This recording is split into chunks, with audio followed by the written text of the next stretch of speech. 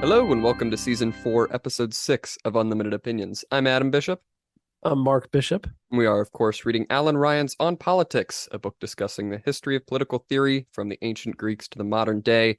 We are moving away from Rome this time. We covered Polybius and Cicero and Roman politics last week. We are moving on to Augustine, who was still part of the Roman Empire, but really saw the complete collapse of it, or really what heralded the complete collapse a little bit after his life. Do you have any first thoughts before we just jump into his life and times? Not really. Not really. You thought a long time about that. I thought you were going to say something, but then you didn't. So that was fantastic. Well, you're right that it's kind of deviating from the a little bit from the well, certainly from the Greeks. Hmm. But yeah, it's the end of the Roman Republic, Hmm. and he was actually I guess of African descent, Yes. North African, Hmm. uh, She was. a Berber. Yes. He was. I'm going to start reading from my notes here. He was a Roman citizen born in Thagaste, North Africa in 354, and he was ethnically a Berber. And his parents were just wealthy enough to send him to a boarding school at age 11. His mother, Monica, was a devout Christian, and his father, a non Christian. And Catholic Christianity had very recently become the official religion of the Roman Empire, the final great persecution of Christians having taken place under Diocletian in 305 to 306. So we're roughly about 50 years after, widespread acceptance of Christianity being the big thing. And so Augustine claimed that he had a miserable childhood. He disliked learning and preferred the pain of punishment over the pain of Greek lessons. And he initially intended to work in imperial administration, which required orator skills, so he went to Carthage to learn rhetoric. And while there, he took a mistress and had a son, and was later appalled by his youthful yieldings to the urgings of the flesh. He went on to teach rhetoric in North Africa, and then Rome, and then became a professor of rhetoric in Milan, which was now the de facto head of the Western Roman Empire. And while there, he attempted to make an advantageous marriage, but after some great mental anguish, he renounced this and converted to Christianity in 386. For a time, he was a Manichaean hearer, and was then attracted to the Neoplatonism of Plotinus, which was a gateway to Christianity. He then returned to North Africa, to Hippo, and was made a priest in 391 and a bishop in 395. He wrote much about his view of the true church and true faith. One of the biggest books about this was the Confessions, which was written from 397 to 400, which was really a continuous prayer to God who had saved him, and the reflections on the mysteriousness of human existence. Have you read any of Saint Augustine's stuff? I have it sitting right behind my laptop, actually. It's part of the set that I have here. I have not read it, although I translated the first couple paragraphs from Latin into English for a Romance Languages project last year. Huh, Yeah, interesting. it was very fun. It's actually a fun thing to do. You're a strange young man. Thank you. I appreciate it. At this time, a bishop was not really a grand figure in the church, but was important in secular administration. A bishop would typically exercise judicial functions and several other executive features. In the year 410, Alaric and the Visigoths sacked Rome, prompting the writing of The City of God Against the Pagans, which was published in 427. So this is Augustine's really major politically focused work. And so at this point, Roman rule was decaying. Augustine died in 430 in a besieged Hippo, which was full of refugees, and was sacked and burned the following year. And so through his writings, Augustine was second only to St. Paul in his impact on the history of Christianity, at least in Alan Ryan's opinion. And so it was kind of incredible that he even had this big of an impact, because the intellectual life of Christianity was still more Greek than Roman. Greek was the language of philosophy, and Augustine's knowledge was secondhand from Cicero and Latin translations of Plotinus. Constantinople and Jerusalem were much more likely sources of theology. So it's very strange that this guy from North Africa even happened to have any sort of impact on Christianity. And so the City of God takes firm, uncompromising views on issues that were once an open question prior to this. These were things like free will, predestination, original sin, and the requirements for salvation. So some major things he attempted to settle with his writings, some big issues that were facing many theological institutions at the time. Yeah, and I think I wonder how much political thought has progressed through history just because certain guys showed up and put in the time and effort to write it down. I mean, Yeah. he was such a prolific writer. Like Thomas Aquinas was too, and some of it is, just they wrote a ton. No, they're very smart and all that kind of stuff, but maybe there was somebody that was of that era that had the same ideas. They just didn't put it down. Well, I mean, I don't it's know. it's almost like, Socrates, essentially. If Socrates didn't have a student that wrote everything down, we'd know nothing about his philosophy. That's a good point. I'd say That it's is, definitely possible that there's many people like that. We just don't know anything about them. yeah.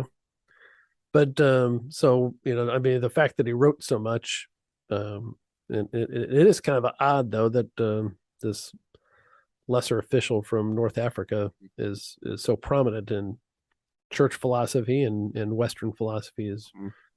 far as religion and politics are concerned. Absolutely.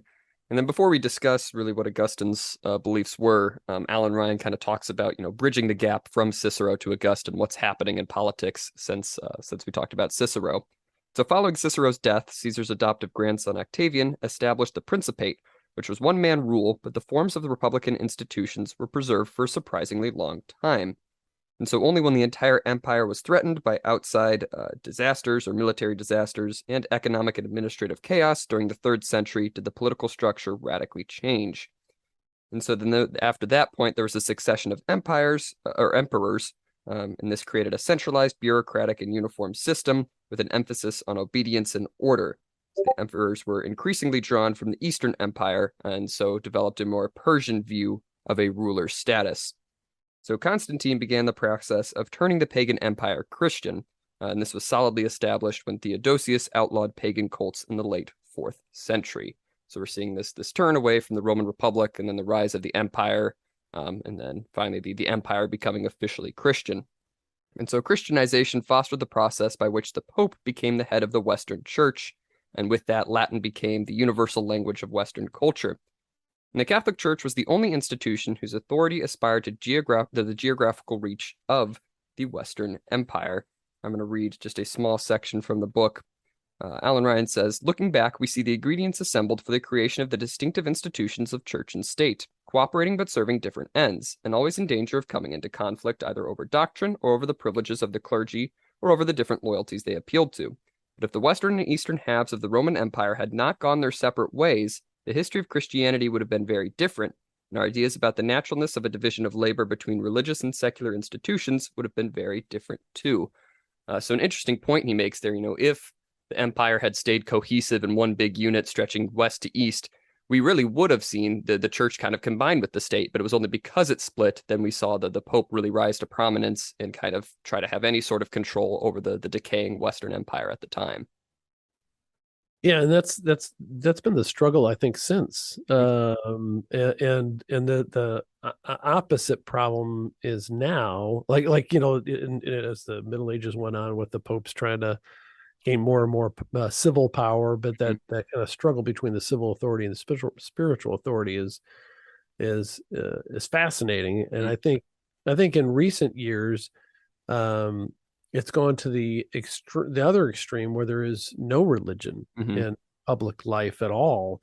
And if, in fact, the people that are elected leaders quite often are non-practicing Mm-hmm. uh, any religion, or they pretend, like Joe Biden pretends that he's Catholic, or Nancy Pelosi pretends she's Catholic, but neither of them are, and everybody knows they're not. Yeah. But so it's in the, there's this idea that we have in our Constitution a separation of church and state, which we don't. Um, we specifically don't. Mm-hmm. But anyway, so it's. But I could see a pendulum swing in the other direction where people wanted to have, and we had that like in the '80s. There was like a lot of, like, Pat Robertson was I think might have been a candidate for president at some point, Hmm. if I remember correctly. He was a part of the religious right is what they called him back then, and had a big push to have these evangelical Christians have an active role in the politics, but they really just didn't they took a hold of a certain number of Republican politicians, but they never really did get the overall societal support, I don't think, from Interesting. large portions of the country. But I think you're seeing, well, we're really seeing the end result of a complete secularization Mm-hmm. of society, and then government, Hmm. because there's really just no religious basis for any laws anymore. Hmm. Nobody talks about Jesus when you pass a law. They say, well, that's irrelevant. And I kind of like that and respect it because it should stand on its own merits Hmm. logically, but there's no ethical system either. Yeah, You know, that's kind of what we talked about either last week or the week before. We are kind of talking about like first we very expressly removed like religion out of the law, but now I think we're getting to the point that we can't even talk about basic morals within regard to the law, because it's just, well, we can't do that. That's your morality, not everybody's, and it's like, well, kind of have to agree on something, guys. Like we do have to have a baseline here. right. And Saint Augustine has interesting thoughts about the role of Hmm. morality, religion, and civic government, and the role it would have, and some places limited and some Hmm. places complete Yeah. involved. Interesting. So moving on from there, Alan Ryan says it's really hard, especially at this time, to set the boundaries between what is religion and what is politics because they were so intertwined, with the empire and everything. So he says the crucial contrast for our purposes is between Christian politics and pagan politics. Right. So you have the theologically complex, the fiercely monotheistic Christianity, and the theologically casual, polytheistic, quote unquote, civic religions of the Greeks and the Romans. So essentially, so it's how much do we enforce, monotheism in a place that historically has been held by polytheists, who kind of accepted that everybody has their own gods essentially, But now if we're believing, we're making it official that everything's monotheistic, and we have to set up these groundworks for what is moral and what is immoral, set up this theology. How do we enforce that at all? It was a huge question, of course, at the time, and I mean, somewhat still is, to not to this extent, with paganism being the big opposition, but what do we do? Yeah. Regards to. Wait for it. We're going to have more and more pagans. The animists, the crazy Mm. environmentalists that want to, worship nature and Gaia and all that kind of stuff. Well, it's funny that you mentioned that. As of this semester, Truman State University has a new pagan club that has opened up on campus. So, um, there we're gonna. I don't think we ever mentioned this on the podcast, but I really am going to have to implement Bozo the Angry Protest Clown. Or I would dress up similar to Bozo of Bozo's Circus, I think is what it was. It was a program in WGN Chicago, originally like a local kids programming out of Chicago, and it went syndicated nationwide. And Bozo, I forget what his buddy was. He had a sidekick. Anyway, dress up like Bozo in a big red wig and clown makeup, big shoes and stuff. But I'd be angry and I'd be smoking a cigarette, although I don't yes. smoke. I'd have to pick that up. Mm-hmm. And I would either yell absurd things in support of the protests, like take their positions and say them absurdly in favor of them, they're the logical ends of their Mm-hmm. whatever they're doing, or say things absurdly truthful to them, which would be insulting to them and rile them up. Mm-hmm. Maybe have some sort of intro music, maybe some dry ice, Mm. fog machines. Yes, of course. Maybe if it's at night, maybe some lasers. Uh, There you go. yeah. So yeah, I'm giving it more and more thought Mm. because if we're going to have organized pagans, uh, we need to have something to mock them. Because I can respect atheists. Mm-hmm. I don't respect agnostics too much because I think they're just lazy atheists. I don't have no respect for pagans. Mm. I have nothing but contempt for them. you know. Yeah, that's lovely. So anyway, sorry, we got a little off topic there, but I think Saint Augustine would agree with me. And maybe so. Nothing but contempt for these damn pagans, literally damned. Yes. Moving on from that lovely point. Do you, Alan, do you think the universities can get any more absurd? I don't know if they can. I was thinking they couldn't, but then they continually do. It keeps happening. Yeah. It's like I think I'll hear about an event like one week and I'll be like, wow, I think that's the craziest thing that the university has ever done. And I'll be walking down the hallway and it'll be a poster for something. I'm like, why? Why are we doing this? Why are we spending money on this? I think we're maybe one semester away from a baby club where people will dress up in diapers and have bottle feeding. I'm now that I say that, there's probably somebody that's already done it. Don't you think? There's Oh, probably most definitely. baby club, but at a university setting. I look forward to that because we're infantizing them so much. I was just reading an article today about an NYU professor who didn't have his contract renewed. He was year to year. I guess he retired from, I forget what university it was, and he taught organic chemistry. And they fired him because the students were upset that he required them to learn the subject, and they had a petition that it was too hard, and he did not reward the hard work they put in, Huh. even if they did not get a passing grade. So he'd fail them based upon the results as opposed to the effort they put in. It was pretty absurd. How dare you judge me on my merits? Yes, yeah, right. So yeah, so welcome to the pagan world and all that stuff, and yeah, Interesting. yeah I don't know what has happened. Yeah, Yes, I that's don't know. strange. I don't know what the solution is, but I think Saint Augustine may have some ideas. I don't know. Maybe. Yes. Getting back to St. Augustine, Alan Ryan kind of mentions that Christian political theology is problematic, and that if humans are only transitory on Earth, and Earth is what we must just pass through on the way to paradise, then life in the polis cannot be the good life for man. He says, Jesus' teachings did not focus on politics. In the first 2 centuries after his death, Christianity might well have been thought as or apolitical. It initially appealed to the poor, who had absolutely no part in public life. However, the civic life of the empire impinged on Christians. They faced punishment up to and including hideous forms of death for refusing to sacrifice to the emperor or the gods, and they were often made scapegoats for many disasters.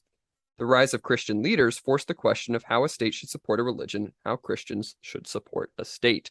So previously, where this wasn't even necessary because the Christians didn't really have a part in the state, now that they're coming up and being these leaders, how do you enforce your theology or your religion on people, essentially?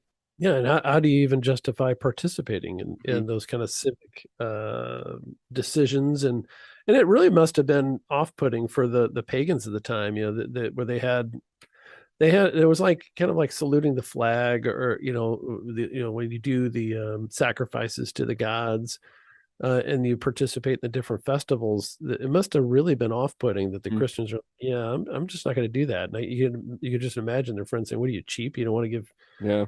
slaughter that calf for Apollo or whatever the case may be," and saying, "No, I'm Christian. I don't think I should I don't think I should do that for Well, he this." mentions that I think a little bit later, but it was more serious than that because they thought that the reason that Rome still exists is because it has the support of the gods, and the gods are easily lose their support. If you slight them or you make them angry, and if you don't sacrifice to them, you're making them angry. So you're responsible for everything bad that happens if you don't sacrifice to them. Yeah, and so that's the second phase. First phase is, hey, you cheap bastard, why don't you slaughter the cow? And then the second phase is like, oh my God, we just had a plague. You know why we had the plague is because you bastards wouldn't slaughter the calf. You bastards. And get them. Let's slaughter these guys. Man, that make the gods happy. We have these locusts around here.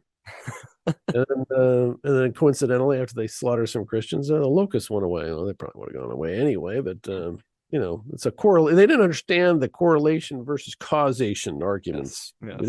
They didn't internalize them. They're like, oh, it seemed to work. Sounds like you're speaking from experience. This is very strange. Anyway, I just understand them. And those pagans. all right, moving on. Alan Ryan goes on to talk about what Manichaeanism is. Of course, that was the first faith that Augustine found. That's how he began his search for faith as one of the hearers of Manichaeanism. And the hearers were spiritual travelers who served the adepts of the faith, or the Illuminati, and prepared their food. And this was not reviled heresy by the church at this time. And Manichaeanism was the creation of a 3rd-century Persian sage named Mani, who described himself as the apostle of Christ. And in Manichaeanism also actually answered the problem of evil. This is why Augustine was really drawn to it. It relied on one non-Christian premise, in that the material world and all matter are evil, and that God is good and pure spirit, but the physical world was the work of the devil. And so, because the created world is evil, as is our physical nature and sexual reproduction, they were therefore committed to vegetarianism. And they also had elements of sun worship and incorrect astronomy. And these two things really made Augustine's faith give way in Manichaeanism. And it was attractive in that it doesn't blame innocent suffering on God. Alan Ryan says here, innocent suffering is the rock on which Christianity is always in danger of shipwreck. Critics of the Christian belief that this imperfect world is the creation of a benign omnipotence always point to the painful deaths of little children as clinching evidence that it cannot be. Either God is not omnipotent or he is not benign. Few wish to bite the bullet and accept the third possibility, that tiny children are sinful and merit their suffering. Augustine built the bullet, eventually arguing that we all entered the world tainted with the sin of Adam and deserve what we suffer.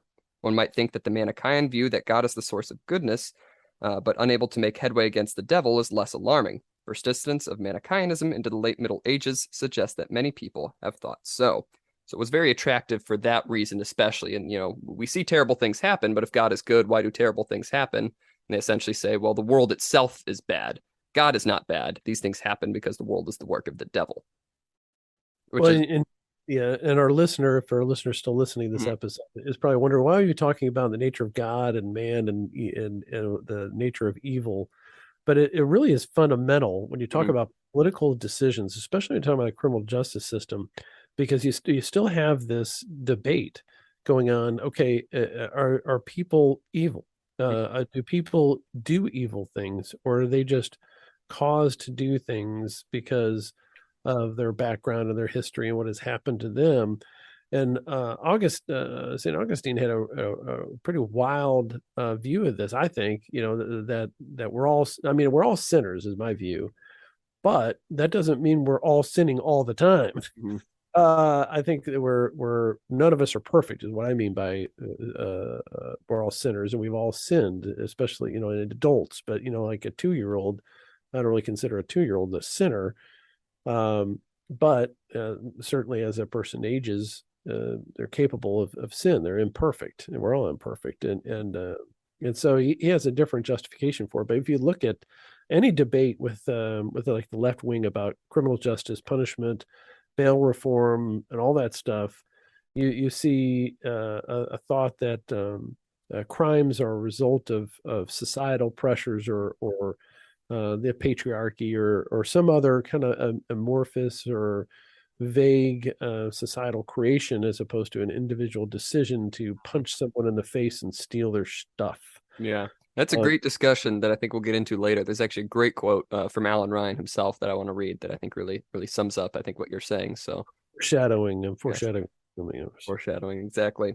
But it's important to remember, the basic philosophy about, okay, what is the nature of evil? What is our role in this world, and does God have an active role in what we're doing? And it's a kind of a different, more broad philosophical discussion, but it's important to think about those things before you start making decisions about how to regulate stuff.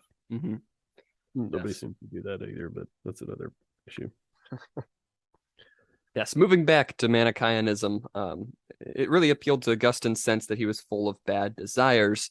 And the reason for this, why he was full of bad desires, Manichaeanism settled this for a while, but he only found a more satisfying answer in St. Paul. So then we turn to how he came to Christianity. And so he escaped from Manichaeanism through Neoplatonic philosophy. And primarily Cicero's writings affected Augustine's political views. His criticism of Rome was different from Cicero's in that Rome suffered from libido dominationis, the lust for power for its own sake, which comes straight from De Republica. The Neoplatonist reconciled the goodness of ultimate reality with suffering of the world. The world is a vale of tears because it's a shadow of the true world illuminated by the light of the divine being. And so evil is privation, not a positive force in the world. And so this kind of is the same thought as ultimate misfortune being separation from God. It's not that God caused it. It's, evil happens because we are separated from God. And so Augustine was converted by reading St. Paul. He had become increasingly unhappy and believed he had received a divine message to open the Bible, and so read a passage from the epistles and took it as an injunction to arm himself with the Lord Jesus Christ. He was initially inclined to become a recluse, but it was essentially strong-armed into the priesthood by the congregation at Hippo. And so that's sort of how he came to Christianity, not through Christianity first, but through Cicero and through Plotinus, and then finally through St. Paul, he kind of found the answers to his questions. My dad was a big fan of St. Paul. Really? Yeah, read of course all of it, and all of his letters, and I think some history, some books about him as much as they know about him. Hmm. I don't like anything that he writes. Really? I am so fed up with the weekly church readings that like we have two readings in the gospel. The one is going to be something from the Old Testament generally, and then there's going to be something from the New Testament. And the New Testament is always these stupid letters from St. Paul. Dear beloved, oh God. Is there any reason you don't like them besides the fact that they're read every week? I don't think he says that much. I Mm. mean, it's very vague, and I respect him because he was a he's spread the message of Christianity, but I don't know. I mean, there's a bunch of letters from this dude. Why in the Bible? You know, Hmm. those are letters. Why is Yeah. that in the Bible? Yeah, do we? I mean, I guess we think that God inspired all that, but we know that's not the story of Jesus. That's Hmm. him commenting. Those are commentaries. I don't know. I I guess don't know. it's the annotations at the end of the Bible. He connects some of the books together. He's like an editor, I guess. He's like a commentary. He's like an editorial. You're right. It's like the Missouri annotated statutes where you have little comments on it. Oh, this is what this means. You know what? I don't need you to tell me that.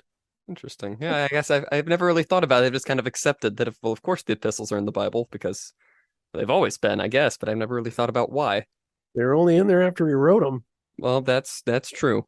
I wonder how many other letters he wrote that weren't preserved. It's Yeah. like, hey man, where's my 10%? I don't know. I'm not saying that he took bribes, but I don't know. There may be like hey, that dinner was great. Thanks for inviting me over. It was a good visit. Well, Why isn't that in the Bible? I don't know. because it doesn't relate to Christianity at all. I think that's a pretty clear reason. But yeah, but why is it one a different like some other letter he Well, wrote? because it's all the teachings to the first churches about how the church should function. I think that's why it's in the Bible. Yeah. They read to me like emails to underlings when you're starting up a nonprofit. Hmm. A lot of the time, I think that's really what they were. Is like, these churches sprung up and then they started doing something wrong. And then I think St. Paul wrote to them like, "Hey, that's not Hey, how you're supposed to do it." hey, you bastards, quit beating people because they're not cat or Christians. That's not the way. This is the way. It's like a bunch of Mandalorian statements. This is the way. Hey, dummies. Knock it off. Knock it off. Quit fighting with each other. Just follow God. Crying out loud. All right, are you done complaining about St. Paul? Yeah, I mean, they're just a lot of them, half of them are angry letters. Yeah. It's, I don't know. Anyway, but having said that, my dad was a big fan, and evidently St. Augustine was too, and converted him. So Yes. that's all to the better. Yes, it is. Moving on, Alan Ryan goes on to talk about, what provoked the writing of the City of God. And so he kind of describes Augustine as a warrior in the cause of theological truth. The City of God is not Augustine's political theory, but rather theological controversies and philosophical issues that became the foundation of future political writings. So he's not really describing, what's the best source of government, but later authors took what he said about these deep theological, philosophical truths and then made them the basis of government going forward. Of course, some of his stuff does touch directly on politics, but it wasn't primarily for that purpose. And so the sack of Rome was what really provoked the City of God. It was not really the fall of the Roman Empire, but was a powerful psychological shock to all of the empire's inhabitants. So this raised the argument about the role of Christianity in the fall of Rome. Pagan religion ascribed ascribed earthly misfortune to malice of insulted or slighted gods, so the Christian unwillingness to sacrifice was a literal threat. And so that's kind of why they targeted Christianity. And so that's why Augustine wrote the City of God to counter these claims that Christianity is responsible. And he began to write it as a response to this in 413. And in this book, he really turns Cicero inside out. So he's taking a lot of Cicero's ideas and kind of flips them on their head. He accepts that man possesses reason, but reason is not capable of motivating humans to behave as they ought, as we have a limited degree of free will. Reason just assists us to choose one more or less sinful course over another. And this is very counter to Cicero's thinking that if we have reason, we will make the right decision. Mm. Augustine says there's really no one truly right decision. Most things we do are sinful, and reason just helps us choose the less sinful course of action. And he does not deny that justice is a settled intention to give everyone his due, but he does deny that any state on earth can ever be a Ciceronian res publica. No people can truly practice real justice in a Ciceronian political community. So then he goes on to make two bold claims. And the first is that no pagan state practices Ciceronian justice because it does not give the one true God his due, and therefore no pagan state can have a true common good. And so he kind of, with that, attacks the argument that Rome's fall was the result of slighted God, as he lists the innumerable disasters that Rome suffered from when attached to the old cults, and kind of says the old gods never kept their promises. They never kept their end of the bargain. We sacrificed and this bad thing still happened. Why is this bad thing now blamed on us if we're not sacrificing? But then his second claim is that not even a Christian state can practice true justice, even though it can give God his due, since real justice is giving everyone what they are really due, and the only being who knows what that is God, and thus earthly justice is beyond us. So an interesting idea there.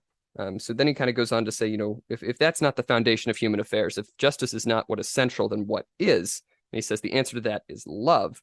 And he defines love as this word libido, which is strong affection, any sort of active force in the world, attracting two things together. He says, I'm going to read from the book. He claims that in any loving relationship between two people, there are three agents in action: the lover, the beloved, and love itself. Libido, or active desire, makes the world move, and especially the social and political world. It is important, too, that it is an active force that can take possession of us. The Rome whose misfortunes provoked the writing of the City of God was animated by a libido dominandi, a desire for conquest, that then dominated Rome herself. Just as sexual passion can become addictive, so can the desire for glory. So that's really what draws us together. That's really what keeps, political systems going, is libido, whatever sort of thing you value most, whatever attractive force, whatever desire is at the center of your state. Do you have any thoughts about that? You've been quiet for a while. I've been figuring you've had something to say. Well, it's hard for me to interrupt you when we're on the virtual deal. That is true. Yeah, I mean, I think. Let's see. What was my thought? I was thinking of 10 minutes ago when you started that law. I'm so sorry that I'm describing the content of our podcast. I'll describe the content. Yeah, as far as the dealing with Cicero, I mean, I think he's. It's always fun to read these philosophers that comment on other philosophers, because the second guy always makes good points about how stupid the first guy is, and then the one that comes after him says how stupid that guy is. So it's always fun to read him in sequence. But and he's right that the argument that God's protected Rome, that look at all these other tragedies. This earthquake happened, that plague happened. But your guys were all sacrificed. Of course, the counter argument is, well, he didn't sacrifice enough. Should have killed some more virgins. It just didn't do it good enough. Or it would have been worse. It would have been worse if we had these damn Christians around, So there's in a way it refutes it. In a way it cannot be refuted. It's one of those things. It's like climate change. You can never refute it because they'll always just change the argument. Yes. Well, the climate change will result in more hurricanes. Well, the hurricanes are down for like last 5 years. Well, they're just more intense now, and maybe that change is bad. I don't know. Well, it reminds me of what you just said. Reminds me of COVID vaccines. He might have died from COVID, but if he didn't have the vaccine, it would have been much worse. Yeah, he still died. You still see people posting that, like, I did everything right. I wore a mask, and I still got COVID. But thank God I'm vaccinated and boosted times 3, or else it really would have been bad. Dude, are you still saying that now? And these are like prominent people, that hold either positions in journalism or big media or the government. And I'm thinking, God, can you be that stupid? But that's their religion. That's their pagan god. Dr. Fauci's a pagan god. And they will not smite him, or he might smite them. Right? Yes, yes, that is correct. Yeah. So, but I think it's interesting. He says, well, you can't have a just society if you're a pagan society because you're not giving the one Mm. true God his due. Well, how the hell do you give God his due Yeah. in here as a government? I don't know what that is. Well, how do you give God his due? I guess 10%. I don't know. How do you give God his due with a political system? Yeah. Know how to do that? I don't know how to do that. Do not know how to do that. I guess the Muslims have it right where they have like the prayers, where they call to prayers. Mm. That's kind of a pseudo governmental. It's not pseudo. It's part of their some of the governmental systems, and everything shuts down for the call of prayer, Mm. and they all face Mecca. I guess I don't Yes. know. I'm not an expert on it, but and so maybe they're the only ones that are giving God his due. Hmm. Maybe so. But I don't think that's a good way to say, you can't set up your system of government trying to guess how to give God his due. Yeah. Whether it's pagan gods or the God, um, that just rings hollow to me. I Hmm. mean, I don't know. He knows how to give God his due. Yeah. So, why is your system more just than a pagan system? It's Hmm. got to be. It's got to be somehow based on an ethical system that's separate from giving God his due. Yeah. Don't you think? I would Yeah. assume so. I mean, but he does kind of admit that like we don't even really know what that is, right? At the end of the day, we can't have true justice because we don't know what is just for everybody. That's in the mind of God alone. But why make the argument that the pagans can't be just Hmm. because they're not giving? Why do you even mention that then? If you don't, No. other than just because he's not saying that they probably aren't. He's saying they can't be just because they're not giving God his due. I guess maybe he's just using Cicero's own logic Yeah, I think that's what it is, really. because his whole thing is, justice is giving everyone their due. Well, they're not giving the true God, Yes. his Yes. due, but he can't figure out how even that even is. Mm. It's unknowable. True. How do you know the pagans aren't giving his due? Maybe his due is nothing. And if his due, what is due to God from the political system is nothing, then the pagans are doing it just Hmm. as well as Christians are because he wasn't doing anything. Hmm. Good point. Good point. Yeah, thank you. I'm pretty good at this. Yes. Moving away from his discussions on Cicero, he then goes on to accept Plotinus's view that evil is the loss of good, not a I positive want to. I want to force. interrupt. I want to interrupt you. Hmm. That last rant was your fault because you asked me for it. I'm I'm very sorry. sitting here silently and letting you go on, and I just want you to know Hmm. you asked for that. Thank you. I appreciate it. I really do. Uh, yes. So back to that. He accepted that evil is the loss of good, and in doing that, he emphasized the will. We sin against the light because we will to do evil.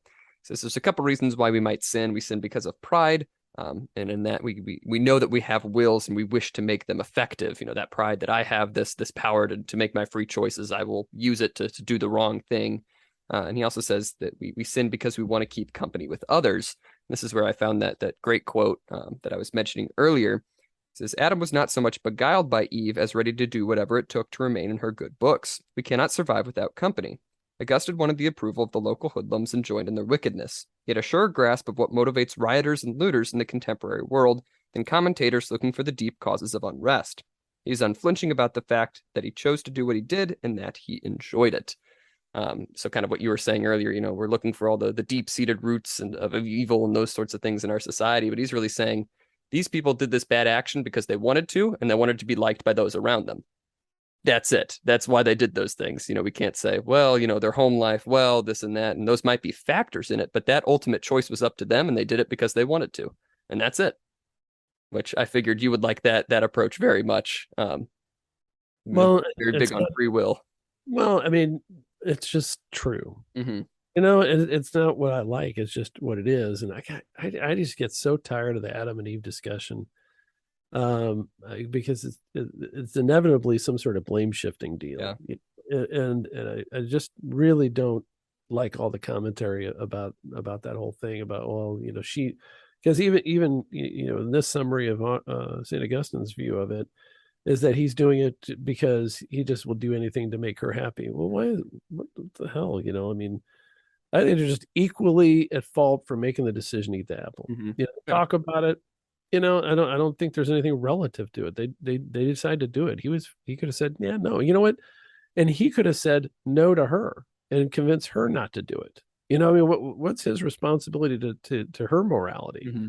He could have kept her from doing it. I mean, so anyway, but he's right on about the rioters and stuff, and the vast majority of crime. There's very few crimes that are involuntary in nature, either legally or morally, Mm-hmm. and they're so few and far between. And I'm not going to say too much, but I get court appointed for people um, that are going to have possibly a guardian appointed to manage their affairs or make decisions for them because they're so mentally ill they can't do that. Well, this one guy has a pending murder charge. I haven't met him yet. I'll probably meet him next or this maybe next week. But anywho, this guy's on for a murder charge, and there's a good chance he really did not appreciate the wrongfulness of his conduct, but he had a documented terrible mental history for what, over 20 years, I guess. And anywho, so that's the exception. The Mm-hmm. vast majority of crimes are not because people are hungry. The Yeah. vast, I mean, they just, especially in America, they just don't exist. Because quite frankly, if you're starving anywhere in America and you really are starving and you say, "I'm starving. Will you please give me some food?" Mm-hmm. Everybody will give you some food. You know, if you're 300 pounds and you walk up to somebody and you say, I'm starving to death, they should not give you food. Uh, you're not starving, you're just hungry. And there's a difference, and Mm. there's an important difference that people refuse to acknowledge, and it's just excuse making, and it's because I think in a lot of cases they are friends with people who commit crimes. They have family members who have committed crimes. They have family members who are in prison, and they don't want to come to the conclusion that what they are in the criminal justice system because they did a terrible, horrible thing because they wanted to, and they're being punished, and it's just too bad. Mm-hmm. Uh, and now I'm not saying that there aren't wrongful convictions that occasionally happen. I'm not saying that, but for the people that have committed crimes, the vast majority, I'm like upwards of 99% or more, did it because they wanted to do it, Mm. or it's not a crime. Yeah. Yeah. And that's, and whether they're convicted or not, whether they're even charged, whether people know that Mm-hmm. they've done it. And it's kind of weird nowadays because it used to be the question when we were kids and when it was asked of us, which was more of a real question then. If nobody sees you do something, is it still wrong? Mm. Like, so you go to the store and you steal a candy bar and nobody sees you. Is it still wrong? Now with cameras everywhere, that's not a real question Yeah. anymore. It's like, well, because people are going to see it no matter what. And it's kind of interesting that it's now the decriminalization movement when we can monitor everybody. Mm. Maybe because everybody just wants to commit crimes. I don't know. Interesting. Yes. Moving back to Augustine, though, unless you have anything else to add. No, I'm sure I do, but we can I'm move sure you back. do. Yes. Um, so much of the city of God defends Christianity as not being the cause of Rome's fall, but does not discuss the different forms of government. And it says that, trying to build an eternal polity is futile. That's the big conversation with everybody we've talked about before. How do you make something last forever? How do you avoid stasis and decay and things like that? And Augustine says, well, you can't. You just can't. It's stupid to try, is essentially his argument, which is a pretty solid argument. No state is ever going to last forever. Um, we can get pretty close to a good state, but nothing will really last forever. But then we move on to a discussion of, who the citizens of the city of God would be, trying to discuss, that sort of thing. It says the citizens of the city of God are those whom God by his grace has admitted to the company of the saved. So then the earthly citizens are all the rest. And so election to the company is something we cannot discern by mortal eyes or earn by good behavior. It's just God has saved us or he hasn't, is Augustine's view. It says none of us is innocent of the sin of Adam. When God saves some but not others, it is not his sin but theirs that explains their punishment. And this kind of brings up, the age-old discussion, why did this city fall and not this one? There's evil people in the city that still stands. And, why did God do such a thing? Why did God do that? That's not fair. And Augustine says, well, God did not sin. The people did. End of story, essentially. Um, he says that goes on to say that Christians must obey non-Christian rulers, and a Christian state should be governed just like any other. And so this belief in this statement was provoked by the actions of the Donatists, who were extreme rigorists who wanted a church of the elect alone. And so this was very counter to Augustine's idea of an indiscernible mixed community, essentially the belief that, every community will have good and bad people in it. We cannot decide, who is truly good, who is truly bad. And so this forced him to articulate the view that it is the sacrament, not the minister, that is efficacious, or what really matters is the sacrament being administered, not the minister's moral purity, because the Donatists were all about, that this minister has done this terrible thing, he's defiling the sacrament, et cetera, et cetera. And Augustine says it doesn't matter what he does, it matters about the sacrament. His personal life, his beliefs don't really matter. And so Alan Ryan says that this applies also to politics. It's not the character of the politician, but their impact on the lives of their subjects that matters. And I think that definitely ties into what we were talking about just last week as well. Stop focusing on what the politician is themselves, but focus on what they do. He then says that no earthly body can claim to be the city of God on earth, as all communities are of mixed quality. But he does say that the task of the church is to warn rulers and subjects when they are acting immorally, but not to exercise earthly responsibilities. The church should attend primarily to its one unique function, which is caring for the souls of its members and for the unfortunate and destitute. As Christians were not to embroil themselves in politics, they were not to resist tyrants or disobey lawful rulers except under extreme circumstances and only by passive disobedience. And the only time when they could disobey is when they were given a command that amounted to the requirement to deny Christ, and that is the only time they could refuse. An example he gives is, of course, pagan sacrifices. You can deny requests that would cause you to deny Christ, and only by passive disobedience. Don't riot, don't try to kill the tyrant, just accept it and keep living your life in a Christian way, essentially. Any thoughts on all of that? A very subservient view of a citizen. Mm-hmm. Certainly doesn't take the view of the Greeks that believe that the citizen was really the building block of the society, and of the government. And so he takes more of a hands-off approach, which is like, well, just do what you're told for the most part, and don't get too involved in the leadership. And that creates its own problems, because how do you deal practically with injustice? Well, he's just saying, just accept it, I guess, and that's a problem, because if you let evil flourish, it will. Yeah. And then by saying, well, we're just doing what we're told, well, it's the famous Nazi defense, just following orders. I am sorry, although I was more of a French accent. Yeah, it really was. Actually, that's more appropriate, because the French loaded up the Jews too. They were more than happy to, some of them. As Bart Simpson said, cheese-eating surrender monkeys, describing the French in World War II. Yes. Vichy French. Anywho, so yeah, I mean, it flows logically from Christ's admonition, you give unto Caesar what is Caesar. That's their business. Don't try to fight that. There's a Caesar's on the coin. Pay your taxes. You got it. And so a lot of that is true. Don't get too hung up with the ministerial duties of the government. You can't object and say, well, not my president, because he's not not a Catholic or a Christian or whatever your particular sect is.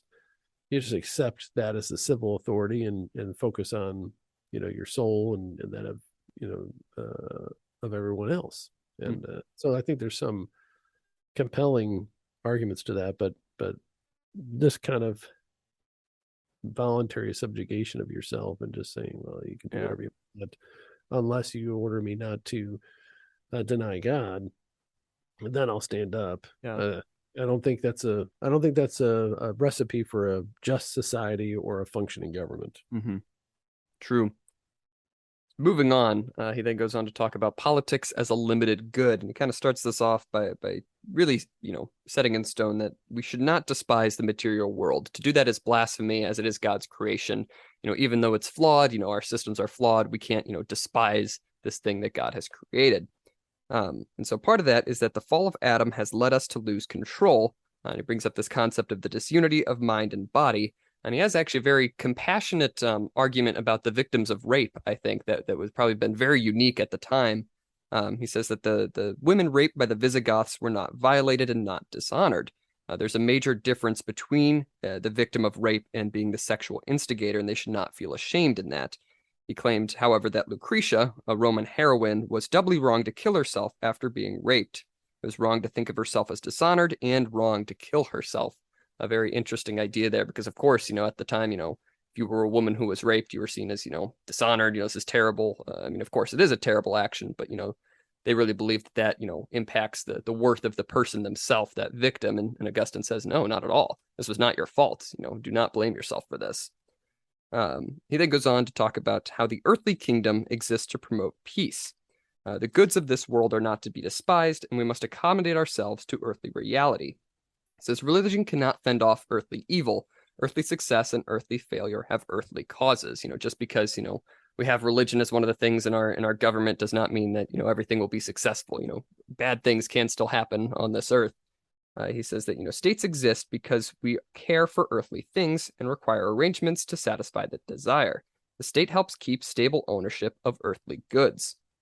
He says, although ultimate justice cannot be achieved by a state, ordinary legal or conventional justice should be valued and pursued. So then he attacks the whole of the Roman Republic as driven by the lust for conquest. He says, if humans were rational, we would have created an enormous number of very small states, which could live at peace amongst themselves and therefore have peace internally. So quite a few different scattered thoughts in that section there, breaking down, sort of, what the state does. The state protects our earthly goods. It is not there to protect our, heavenly goods. We have things that we own on this earth, and the state should do its best to make arrangements to protect them.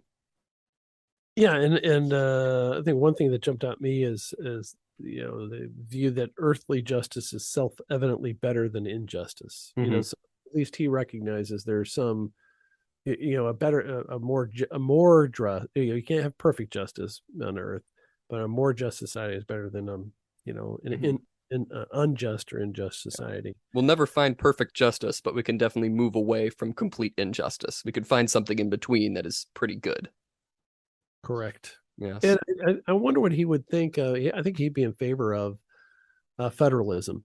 Like where you have smaller government, local government control. With defined limits of responsibility. So where he's talking about different little almost city states, which is kind of their view of it. You just have interstate arrangements. And so I think what he was really kind of alluding to, without really knowing it, was a federalist system covering the known world, which is I think is probably the best type of government. If you have separate and as you get further away from the people, less authority. Yes, indeed. Moving on to the last section here, which is really the meat of this chapter, interestingly kind of pushed to the back, but it's really Augustine's concrete thoughts on what the state is, what punishment is, and just war. Many of his more, directly political beliefs are contained in this section. And he starts it off by describing how the central feature of the state is that it wields coercive power. And so coercive in the sense of punishment. And punishment serves two purposes. It gives bad people a motive to behave better. And if that threat fails, then punishment may reform the criminal and allow them to come back into proper society. It says, with appropriate aids, we can avoid choosing the more obvious and antisocial evils. So therefore, punishment helps our wills. If, it's prompting us to not do this terrible evil thing, then it is helping our free will and helping us to choose the better option. And he very distinctly opposed the death penalty, actually. He says, like the father chastising his son to get him into the good habits that will regulate his conduct without the need for further chastisement, the state that imposes successful punishment will train the criminal until better behavior. If the better behavior becomes habitual, there will be no need for further punishment. To kill a man deprives him of the possibility of repentance. So he says the criminal is supposed to be brought into the state of repentance, but it's almost impossible for him to die in a good frame of mind given the barbarity of Roman executions. That's another element there. The executions were terrible. You were kind of tortured to convict yourself, and then you were tortured even more to death. And so he says, that's no way to get them to convert, to realize the wrongs of their actions, because they will die very angry at everybody. That is not a good state to die in. Yeah, I wonder what his view would be of the modern American death penalty system with the procedural appeals Hmm. to several higher courts, mandatory appeals really on their behalf, counsel on their representing them, and the length of time between the it's always a murder, 'cause that's the only thing you can really execute people for, Hmm. between the murder and their death. I think they just had an execution. No, they didn't have an execution. Was it Alabama? It was a southern state, of course, Hmm. and they had an execution that there's a death warrant. Hmm. Procedurally, there's a death warrant that is issued by whatever the authority is. Usually, it's either their state supreme court or the governor's office. So there's a death warrant that's issued and always has the date and the time. And Hmm. this death warrant was for a particular date up till for that particular date, and they were doing it in the evening. And they always wait for these emergency appeals to be filed and that kind of stuff. And ultimately, the death penalty was not administered because they couldn't find a vein in time, Huh. and the hour of midnight passed, Wow. literally, and Interesting. so the death warrant expired before they could find a vein to kill Hmm. him. I guess did they end up getting a different death warrant, or is he just? I don't think they've issued a new one yet. He's just, the crime was from like the 1990s, Hmm.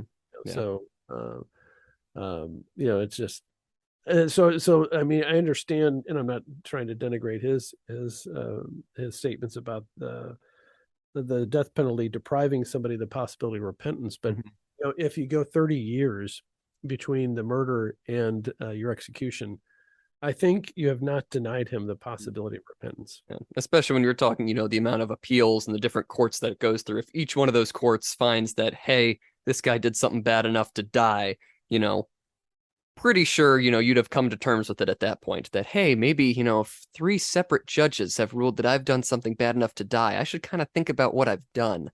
Um, Well, yeah, and I mean, if you don't know, I mean, first of all, the killer knows that they killed. yes. Hmm. So they know that day, the day after, and every day thereafter that they were guilty, whether they deny it or not to the public. And so the question is, did you have the opportunity to repent? Well, certainly, if you went to trial, you heard all the evidence, and Hmm. you would have heard very powerful evidence of how the person suffered and how their family members suffered because of the loss. And if that doesn't get you to come around, I don't know if the killing you the next day would Hmm. have denied you the opportunity to repent. Now, in the Roman system of almost summary execution, Hmm. after they torture you to admit that you did it, Hmm. uh, yeah, it's a good argument. It's a good argument. Hey, Yes. we didn't give this guy an opportunity to really think about it, to reform his soul, to Hmm. ask for forgiveness and for it to be received. I'm God can forgive anything, Hmm. and but and you need to give the person an opportunity to repent. I completely agree with that. But Hmm. you get 30 years on, at some point, the death penalty hasn't denied you your opportunity. Yeah. You've had a good deal of time to think about it. Mhm. Yes. But anyway, Yeah. so I just had those thoughts. Yes. Continuing in the vein of, punishment, Augustine did not flinch from physical suffering. His fear was not that these criminals would suffer, but that they would suffer for what they had not done. He Mm. was a fan of, making, a good punishment for these people. He wasn't, a complete pacifist in that regard. He just wanted to make sure, hey, we need to make sure these guys actually did this thing, and then punish them, essentially. And so this view of punishment then provided his account of just war, what makes a war, just to be fought. And he says that self-defense is always a legitimate use of war. And, we may also frustrate preparations for future attack as well. We don't have to sit and wait till they invade us and then say, hey, we declare war. If we know that somebody's going to invade us, we can attack them, and things like that. He also says it is just war if a state punishes the crimes of another state and its people. The state essentially acts in the name of global justice. And so just war must be motivated by the intention to give to each what is his due. Even though our capacity to determine the responsibilities of each state is still limited, we should be still looking for global justice. Give each state his due is essentially the underlying message of just war. Do you think that is a good account for just war? Just giving each state what they deserve. I have big problems with just war, but theory generally. But his philosophy of just war, I don't think makes any sense when he is so deferential to the civil authorities Hmm. in other respects. Because if the people who are in the aggressor country who are just doing what they're told because they're just they haven't been told to sacrifice to a pagan god yet. Hmm. They've just been told to pick up the sword and march to St. Louis or whatever. Should we really salt the earth? Once we defeat them, should we go back and kill their family? I don't know. I know he wouldn't Yes. be agreeable to atrocities, but war. And of course, I've never been in the military, but we're seeing like in Ukraine, you see it's now that now the internet is so pervasive and video is so pervasive, you really see almost in real time the atrocities that always come Hmm. with war. And I would say that I agree with a just war theory as a practical political philosophy, but not as a moral philosophy. I don't think there's any way to have a morally just war. I Hmm. just I think there are wars of necessity. Hmm. That's the way I view it. I don't view it as a just war; it's a war of necessity. So are And you like of the opinion that like the reasons for going into war can be correct? Like, it's necessary that we do this, but it's not just because, invariably people on the battlefield will do terrible things and terrible things happen because of war. you don't. Yes, except for that you only go to war when you only go into war when you have no other alternatives Mhm. because someone has essentially declared war on you, has attacked you, and you have to fight off that to protect your people from the atrocities that will inevitably occur if you don't defend them. Hmm. And whether or not you'll be judged for that after um, go on to your day of judgment. I don't know, but I think that's a difficult. I don't think there is a just war. I think ultimately um, that they're just necessary wars or wars that should never happen. So like World War II, it had to happen. Yeah. The Nazis were not going to stop. The Japanese were not going to stop. The Italians would take any opportunity to steal anything from anybody. They attacked. Was it Angola? Who did they attack first? I'm trying to remember. Yeah, I And, forget. yeah, it was an African country, and they struggle with it a little bit. But as so, anywho, so I just don't think if you look back and this is a change from my beliefs when I was in my 20s. You look back at like the first Gulf War and then the second Gulf War, and then our bombing in Yugoslavia. We probably don't even know what I'm talking about. Yugoslavia, where the Serbians and the Yes. Hmm. Croatians, there were atrocities there, and so we had a no-fly zone. We bombed people. Bombing of Libya, was that just? I don't think so. I think Hmm. I'm hard that we were just killing some people, Yeah. you know, and maybe they needed killing, um, but I don't know that we needed to do it, Hmm. and I don't know what we did it for. Yeah. That was not a formal declaration of war. We haven't had a formal declaration of war since World War II. And we had Really? yeah we had the Korean War was not declared a war. The Vietnam was a police action. Korean War was also a police action. We had an authorization of use of force for after 9/11, but that Hmm. was not a formal declaration of war. Interesting. And so it goes back to my old um, gripe that we should not have a Department of Defense, Hmm. even though I believe that we should only really act in defense. But it's really Department of War. Yeah. Only be training for um, and preparing for how to murder people. I mean, because that's really what Yeah. the job is in war. You just got to murder more of their people than our people. Hmm. I get killed because And I'm not saying, and make sure that our listener understands, I'm not saying that all of our soldiers are murderers. I'm not Yeah. saying that. I'm absolutely not saying that. I'm not really rendering a moral judgment on any of that stuff. I just have a problem with saying that any war is a morally just war in toto. Like everything about it is a just war because by its very nature, you're going to have a lot of innocent people killed. Yeah. You just can't avoid it. You're going to bomb that hideout, and you have to make those decisions. If you have, well, like the ticking nuclear bomb. If you have a ticking nuclear bomb that's in the middle of a city, and city of 1 million people, and they put it in a school that has 200 kids in it. Mm-hmm. And if you bomb that school with 200 kids, you're going to deactivate the nuclear bomb. Do you take the shot? If those are knowns, that's the premise. Then yeah, you kill the 200 kids. Because the 200 kids are going to get nuked anyway.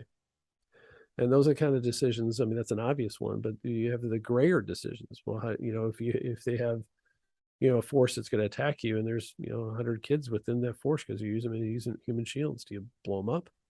I mean, sometimes the answer has to be yes. Now, is that a immoral decision? No, probably not. It's probably amoral. Yeah. Something you got to do. Mm-hmm. That I think that's I guess that's what I really should articulate, is I'm not really making a moral judgment about it. I'm just saying it's not moral. It's not good. And so I Mm-hmm. don't like the just war. Yeah. I think it's Really, I think necessary. what It's you're like, kind of getting at is that most of the decisions that you make in war are very utilitarian. Essentially, you have to weigh lives, and that is never just. It's never a just thing to weigh the cost of lives. But it's utilitarian. You have to essentially. right. It's really a self-defense. I mean, Mm-hmm. if somebody breaks into my house tonight, I'm going to shoot that person if I have the ability to. Mm-hmm. And that person may die. That's not a good thing. Yeah. That's not a just. I mean, is it? I guess maybe I'm reading too much into just thing, but I think it's a justification for it. And of course, it would be a self-defense, defense of others, justification under the law. So as a legal argument, I agree with them, but I just don't. I just kind of bristle at the just war theory if it's seen as something morally good. Mm. And that makes sense. Yeah, I I don't do. know, That does make sense. around it too much. I feel like I said it too clear cut. Mm-hmm. I don't want anybody, our listener, to think that I think that anybody was wrong um, when they served our country, and they fought in those conflicts and those wars. I'm not saying that at all. Yes.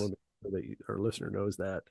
I just mean as a moral philosophy, I don't think you can say any war was good. Mm-hmm. Yes. Moving on from just war, that was a good discussion. He goes on to talk about, why the state even exists, and it's really foundational. Or original sin is really foundational in that. He says original sin is the most important fact about us. Some are saved, some aren't, but all are sinners. And so, in the absence of government, we cannot help behaving badly because we are terrified of being robbed, assaulted, or murdered, and so we rationally make a preemptive strike. We're so afraid of our neighbors that we will attack them first, and then they'll have the desire then to attack us first the next time, and it's an endless cycle. But he says that the government breaks this cycle. We won't be afraid of others if we know that they are afraid of the law. When the fear of each other is removed, we can cooperate peacefully. So relatively good earthly states are not just, but well ordered. The drive towards violence and robbery is never truly gone, just counteracted. Any state can be well ordered so long as there is peace, agreements are kept, laws are observed, and affairs are predictable.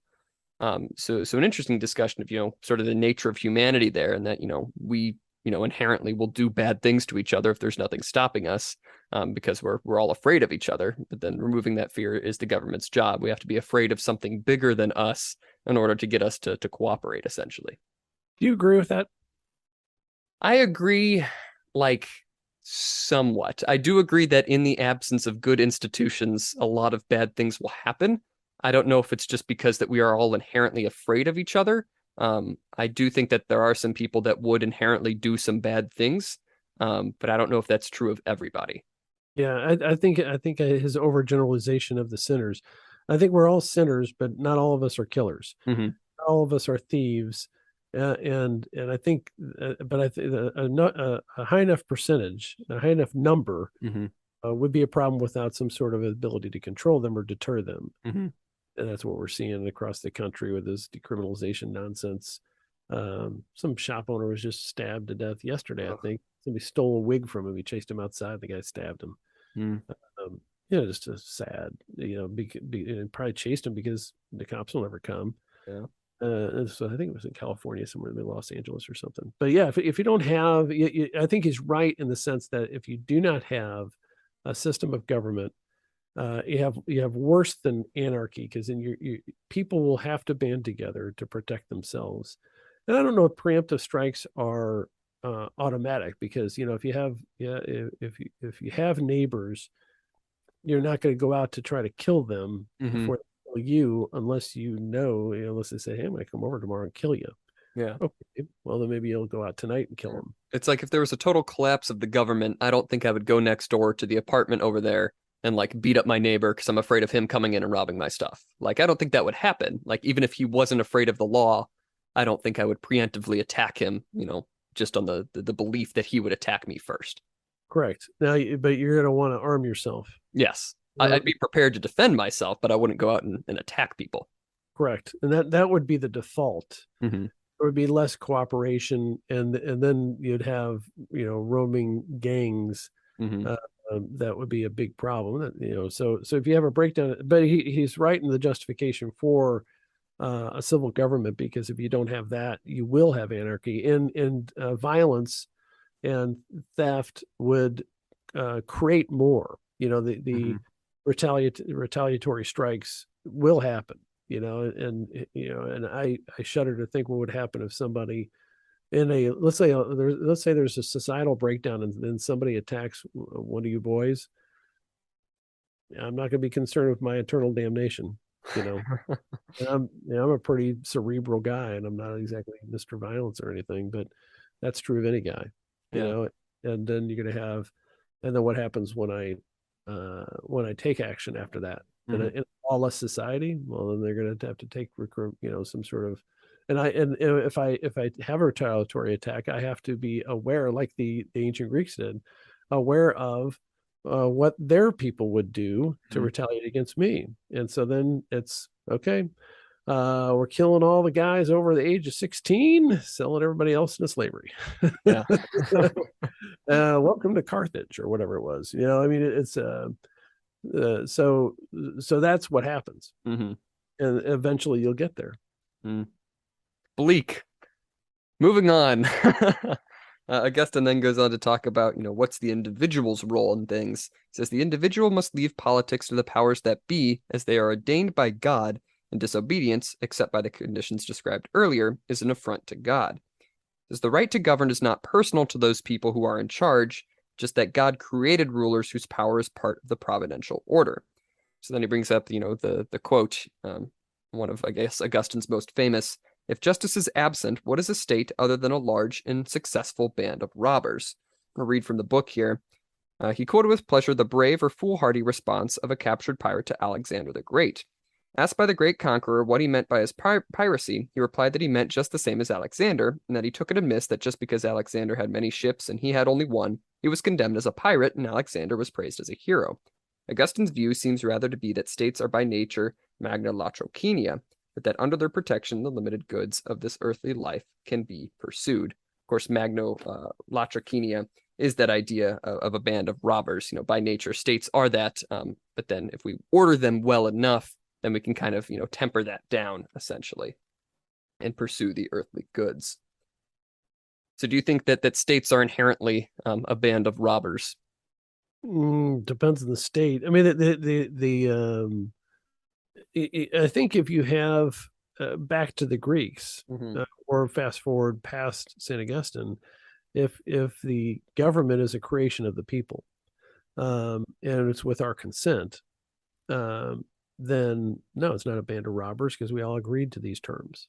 You Mm-hmm. know, and so that's the justification for a government within a republic, with actual citizens that have a right to govern themselves.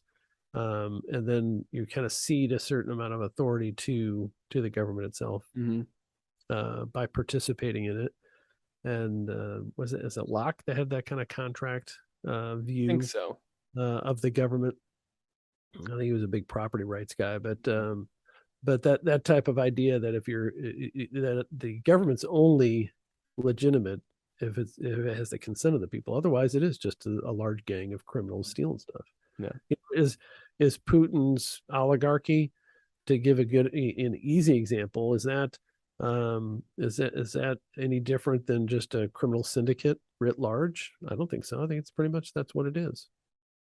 I mean, isn't it really just a crime syndicate with a lot of oil and natural gas? Mm-hmm. Yeah. I mean, it really is. I think it's really dependent on how much power the government has. It's like what you were talking about. If the government is willing to cede some power to the people, essentially, hold themselves accountable to the people, then they are less likely to be just a huge band of robbers. Well, the government. I mean, well, my fundamental point is the government doesn't cede the power Mhm. to the people. The people are the ones that have Yes. the power, Hmm. and the only legitimate authority over themselves. Hmm. And we cede that power to the government Yes. voluntarily or not at all. I guess what I'm thinking about is, what essentially the United States has become with all of its bureaucracy. It wasn't that we ceded the power for there to be a million different, departments for every single thing. It was just that the government decided that themselves and kind of, made those departments. No, I think you're wrong. You think Uh, so? yeah, because every department was created by an act of Congress, and we Hmm. voted for Yeah. those people, and we haven't repealed those damn laws. So I mean, we could end Social Security tomorrow.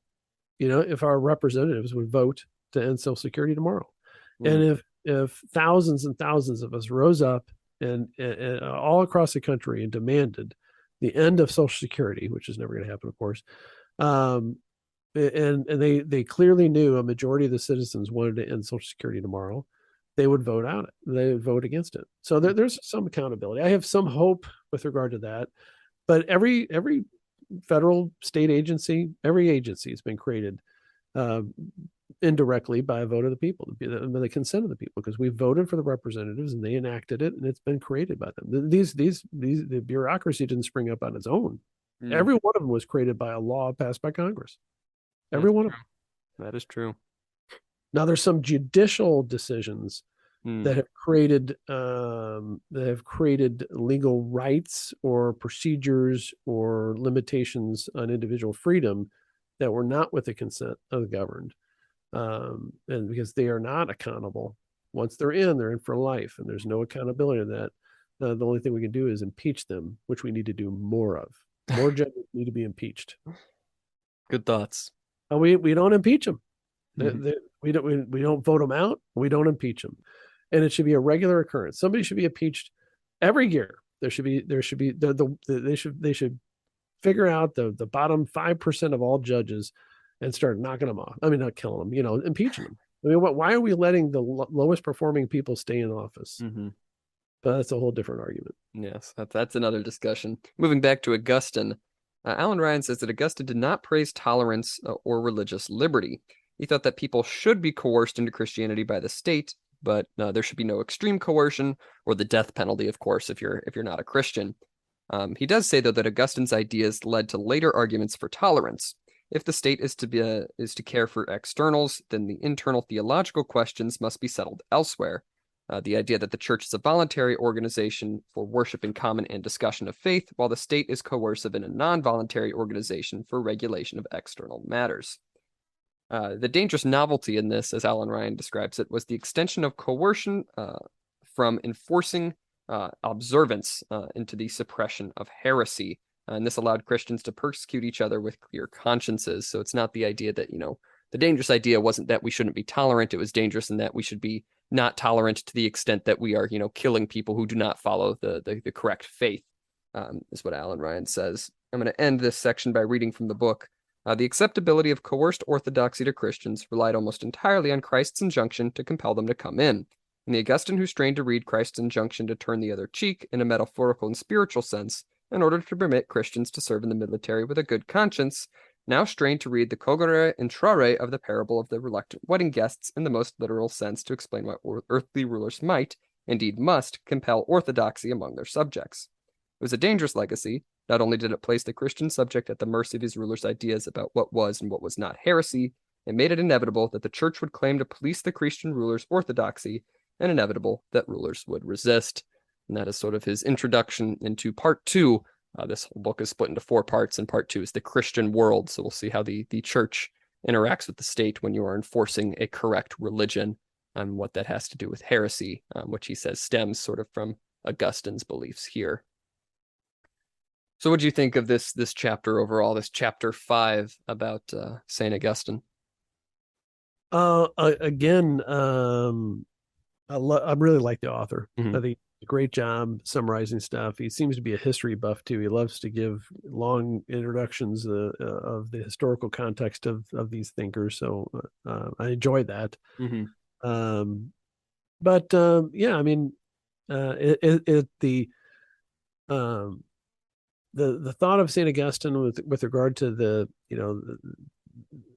his conversion, the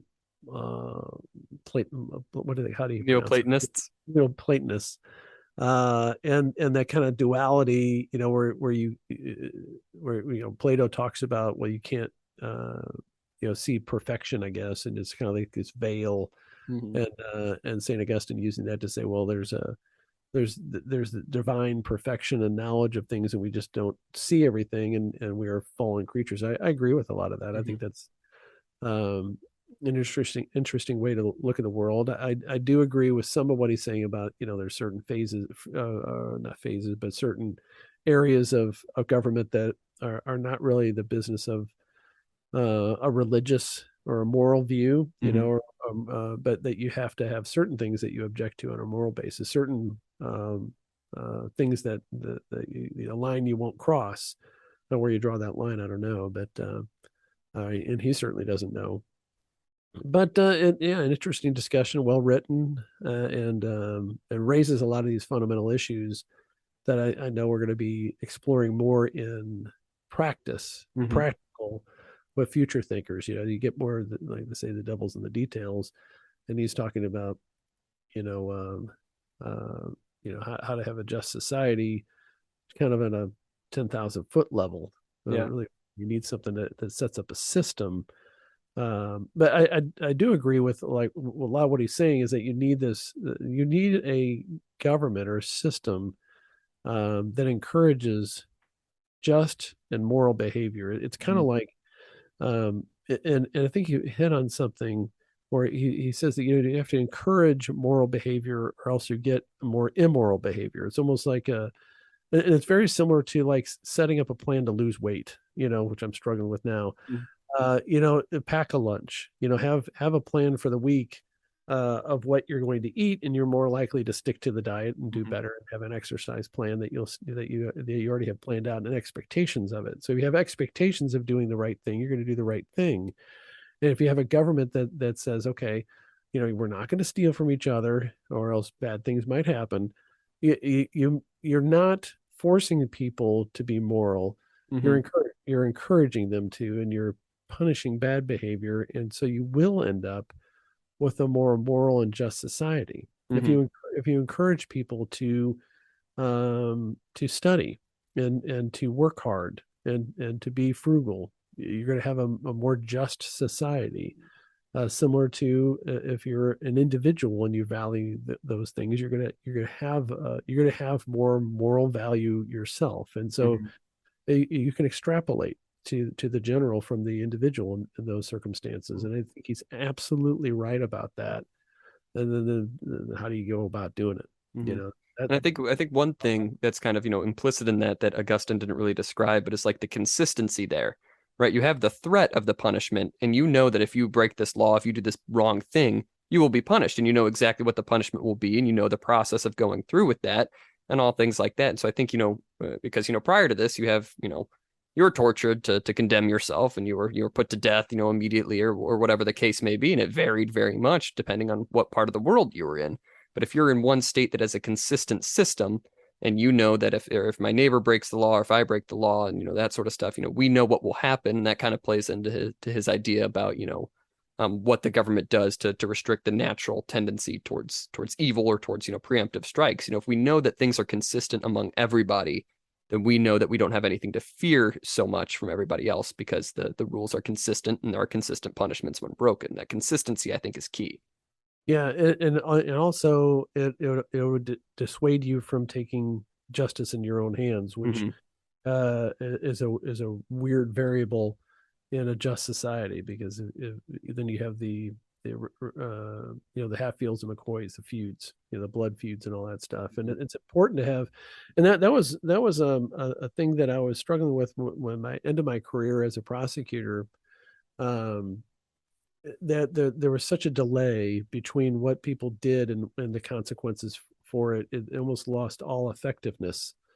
And so, because we give people probation, and then and for a burglary, we give people probation, and then they'd violate probation and commit some other crime, and then we give them a different type of probation, maybe a little bit of shock time, and then we do this and we do that. We go to these treatment programs and all this and that. But by the time they've run out of options, it's like it's almost counterproductive to put them in prison. That was always the argument. Well, it's been 4 years since they did the crime. What's the point? Why do that? What we should have done at the beginning is give them 6 months in jail, or 60 days in jail, you know, and just have an immediate punishment that they feel, and not immediate. I mean, of course, they should have procedural protections on it's the next day, but and the system needs to work faster while preserving those constitutional rights, because that's a big problem, because you can't get a case resolved in under a year if there's any sort of dispute, and it's horrible for everybody involved. But at some point you just got to say, okay, you just got to get some punishment, and in our current criminal justice system does not have any value, does not place any value on punishment for the Mm-hmm. sake of punishment. And it has no value on deterrence, because really there's four purposes for the criminal justice system. One is well, maybe five. One is restitution, make the victim whole. So if you stole something, you got to give it back. Mm-hmm. The other is punishment, just for the sake of punishment. The other is deterrence, to deter future conduct from that person or another person. And the other one is incapacitation. You lock them up; they can't do anything except for each other or the guards. And then the one that the fifth one. So I said four, there's five. The fifth one, which is the overarching guide, the North Star for our current criminal justice system, is rehabilitation. Mm-hmm. That's all we care about, is rehabilitation. And just like I want the Department of Defense to change the Department of War, I want the Department of Corrections to be changed back to the Bureau of Prisons. Because we're not reforming people, we're not rehabilitating people, we're just stringing them along. And we ought to just say, okay, we're going to have just punishments, and maybe in even shorter prison and jail times, shorter, succinct, done, get in, get out. And then if you go back in, you get a longer sentence. But the rehabilitation social work tendency across all spectrums and all jurisdictions, including this one, has gotten completely out of control. And I think St. Augustine would agree, if he saw our current system, that we're not encouraging lawful and moral behavior. We're encouraging uh, immoral, evil behavior And it by kind of the goes system. back to the free will discussion earlier. We're so focused on, we have to make sure that this doesn't happen again societally, and everything like that we're not focused at all on. Maybe they did it because they wanted to, and they deserve punishment for that. Yeah, and the default should be they did it because they wanted to, Mm-hmm. because they did it. So they should have to prove that they didn't want to. But if you steal a bunch of merchandise from Walmart, you stole it because you wanted to steal it. Okay. And maybe you also have a drug habit, and maybe you have some mental illness stuff too. Okay. but that you should have to establish that as some sort of mitigation of your sentence rather than as a society say, well, most people just do it because they have these problems. No, we should just say you stole it. People steal stuff because they want it for Hmm. whatever purposes, and they wanted to steal it and they wanted to take it without paying for it. And one of the hardest lessons that I've learned in my legal career was, when I came out of law school as a public defender, and I used to believe that, what, if you just gave these people a job, you gave them an opportunity, they wouldn't turn to crime, because they could get a job and they could support themselves. And that was false, false, false, false, false, because I met them one after another, and they would not, they were short-term thinkers. They would think, okay, I'm waking up today. Uh, um, how am I going to get laid and how am I going to get stoned? And those are the two main things they're going to do. And if they had an opportunity to get something for free, meaning steal it from somebody else, they were going to do that. Mm. And that's a significant portion of the population. It will only think about what's in their short-term interest and never think long-term. That they're and most of success in life is the grind. We can talk about that later. You just day in and day out, you just work towards a goal, kind of like the weight loss thing that I'm failing at. You just gotta do the grind. I'm not doing the grind, so I'm not successful, and that's true of a lot of people. That I remember talking to a guy who's guilty of sin, so he's pleading guilty, and I said, okay, before your sentencing, you gotta get a job. I said McDonald's is hiring. I don't care where you get a job, but if you have a job, I know this judge, and this judge doesn't want to put anybody in jail or prison if they're working and they're supporting themselves on the outside. There's no reason to put them on the inside. So I can almost guarantee you probation if you just get a job anywhere. And he says, I don't want to work at McDonald's. I can't work at McDonald's. That's embarrassing. That's beneath me. I said, oh, okay. And I can't remember what happened with that particular guy, but I was just so struck by that you would risk going to prison rather than work at McDonald's. I mean, you could have quit the next day. Once the sentencing is done, it's done. You got probation. Quit. Get a job that you think is worthy of you. You convicted felon.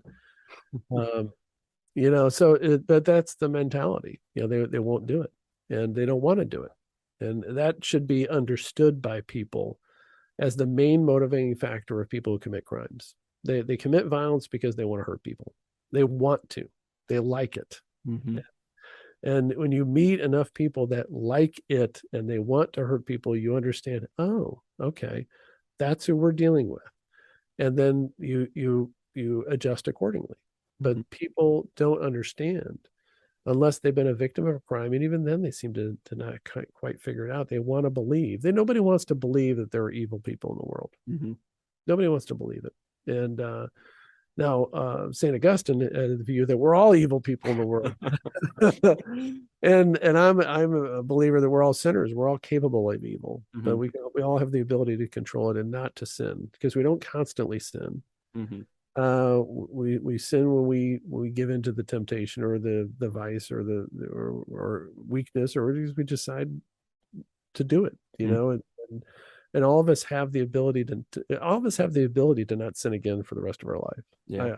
I believe that, but I also believe that all of us are going to sin Mm-hmm. sometime before we die. Because we're not perfect. Yeah. We should try to, and we need to have a society that encourages that and respects that. And the more we encourage it with ourselves and with each other, the better off we'll all be. And I think St. Augustine would completely agree with that. Mm-hmm. What do you think? What are your thoughts? I agree. I think that was a lot of things to think about. But yeah, no, I do agree. I think we have gotten away, definitely from the idea that, people sin because they want to. People do bad things. They break the law because they want to. We need to get back to that a little bit. We need to realize that people do bad things because they want to. We need to recognize that. Absolutely. That's all the thoughts that I have. This is a very long episode, so we might want to start winding down soon. Do you have anything else that you could possibly add? I think I missed your brother's soccer game. You might have. I'll have to check after the recording's done. This might be the longest episode we've ever done. I know the previous record was like right at an hour and a half, and we might be pretty close or pretty over that. So we'll see. I think we're at an hour 40. Yeah, maybe so. I I guess feel we should. bad for our listener. Well, it's like a Joe Rogan podcast. Those things go on for 3 hours. People That's true. listen to that. I wonder how many people listen to the whole thing, though. Mm. You know, who has 3 hours to listen to Joe Rogan? I have not. Well, that's not true. I've listened to a couple of them all the way through, but they were pretty rare. Yeah. And really compelling guests. Mhm. So, Yes. All right. Well, I guess we should go ahead and sign off. You can follow us on Twitter, of course, at ULMTD Opinions there on Twitter. I've been Adam Bishop. I'm still Mark Bishop. This has been Unlimited Opinions.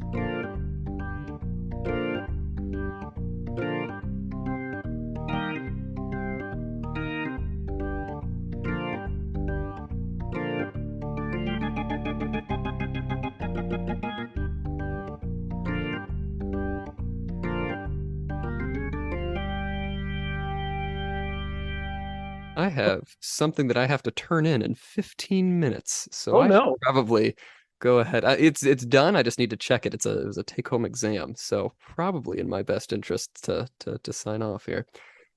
I'll let you go then. All right. Goodbye.